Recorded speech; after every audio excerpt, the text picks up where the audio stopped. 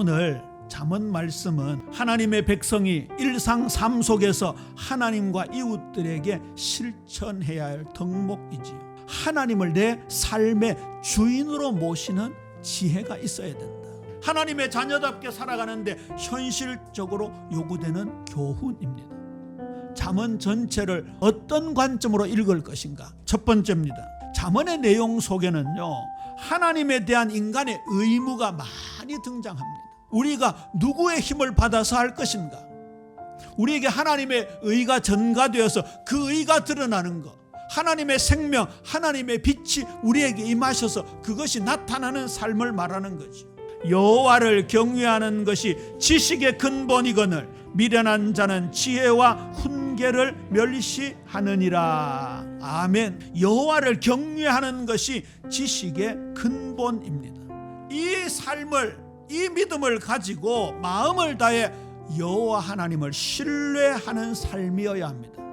하나님을 머리로 교리적으로 이해할 뿐만 아니라 그에게 내 삶 전체를 의탁하는 겁니다. 너는 마음을 다하여 여호와를 신뢰하고 내 명철을 의지하지 말라. 하나님만 신뢰하라, 그 말이지. 예수 그리스도를 내 삶의 주인으로 인정하는 것이 지혜의 출발입니다. 두 번째 내지는 자신에 대한 의무입니다. 하나님의 형상대로 지음받은 나의 그 존엄성을 지키기 위한, 또 한편으로는 스스로 그 규례를 나타내야 되는 말씀인 것이지. 내 아들아, 악한 자가 너를 꾀일지라도 따르지 말라. 교만은 패망의 선봉이요 거만한 마음은 넘어짐의 앞잡이니라. 겸손한 자와 함께하여 마음을 낮추는 것이 교만한 자와 함께하여 탈취물을 나누는 것보다 나으니라. 우리를 스스로 성결케 해나가야 합니다. 절제와 겸손은 지혜 있는 그리스도인들의 중요한 태도입니다. 세 번째, 타인에 대한 의무입니다. 내 손이 선을 베풀 힘이 있거든 마땅히 받은 자에게 베풀기를 아끼지 말라. 저와 여러분에게 선을 베풀 힘이 있습니까, 없습니까? 있다라는 얘기입니다. 그 근거가 어디에 있습니까? 절대 선이 되시는 하나님이 우리의 아버지가 되시고 그 선을 성취하신 예수님이 우리의 주님이 되신다는 사실입니다. 이 잠언의 말씀은 전부 이웃에게 주님의 사랑을 베풀라는 말입니다. 그리고 가정은 아름다운 교회가 형성돼야 되죠. 그러면 잠언에도 그리스도가 등장하는가? 확실히 성경의 주제는 예수 그리스도의 구속 사역을 통한 회개와 구원, 칭의와 성화에 초점이 맞춰져 있지요. 이 잠언에 보면 창조적 지혜가 등장합니다. 지혜가 태초부터 있었다. 이 세상이 짓기 전부터 존재했다는 말씀이 가득 나옵니다. 그게 잠언 8장 1절 이하의 말씀이지요. 지혜가 부르지 아니하느냐, 명철이 소리를 높이지 아니하느냐. 예수님께서 수고하고 무거운 짐진 자들아 다 내게로 오라 초청하는 게 기억나십니까? 지혜가요, 길가에서 내거리에서 출입하는 성문에서 사람들아 내가 너희를 부르며 내가 인자들에게 소리를 높이리라. 명철하라, 진리를 말하라, 여호와를 경외하라, 그렇게 외치는 장면이 나옵니다. 잠언 8장 17절에 보면 나를 사랑하는 자들이 나의 사랑을 입으며 나를 간절히 찾는 자가 나를 만날 것이니라.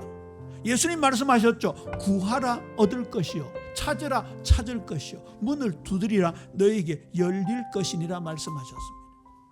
이 지혜는, 특히 8장의 지혜는 인격적인 단어로 표현되어 있습니다. 인격적으로 표현되어 있다는 것은 이 지혜가 곧 예수님 자신을 가리키는 거지.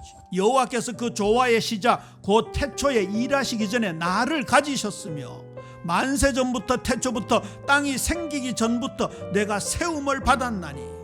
예수님은 바울 서신에 보면 만유가 되시고 그로 말미암아 온 우주 만물이 지어졌다라고 얘기합니다. 병행이 되지요. 대저 나를 얻는 자는 생명을 얻고 여호와께 은총을 얻을 것입니다.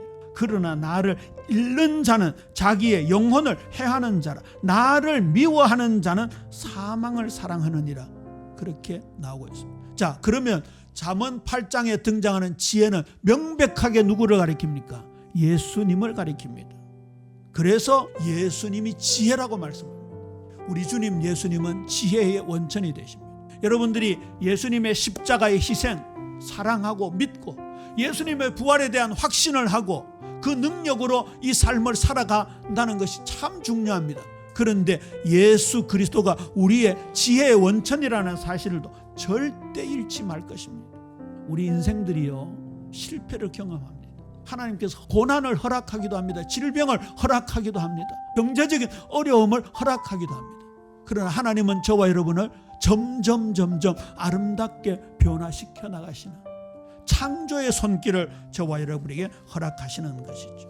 자, 이 모든 것들을 종합해서 우리 말씀을 맺도록 하겠습니다. 공의와 정의를 행하는 것은 제사 드리는 것보다 여호와께서 기쁘게 여기시느니라. 할렐루야. 하나님은 종교적 행위를 원하시는 것이 아닙니다. 오히려 정직하고 이웃을 사랑하고 스스로 겸손하고 이 사회에서 소금과 빛의 역할을 감당하는 이 태도가 예배를 받으시는 삶이 되어지는 거죠. 예수 믿는 사람이, 우리 주님 예수님이 주인이 되시는 삶, 이 잠언의 말씀의 능력이 내 삶을 이끌어가는 삶을 살게 되면요, 거기에는 영적인 힘이 있는 거예요.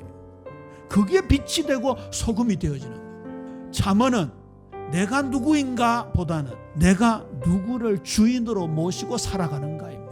내일부터 우리 예비 사랑하는 성도님들의 모든 남은 여생이 하나님이 주인이 되시고 그가 말씀하신 말씀이 이끄시는 바가 되어서 이제는 남은 생에 영광만 돌려지는 예배자로 살아가는 은혜가 풍성하게 되기를 주님의 이름으로 축원합니다.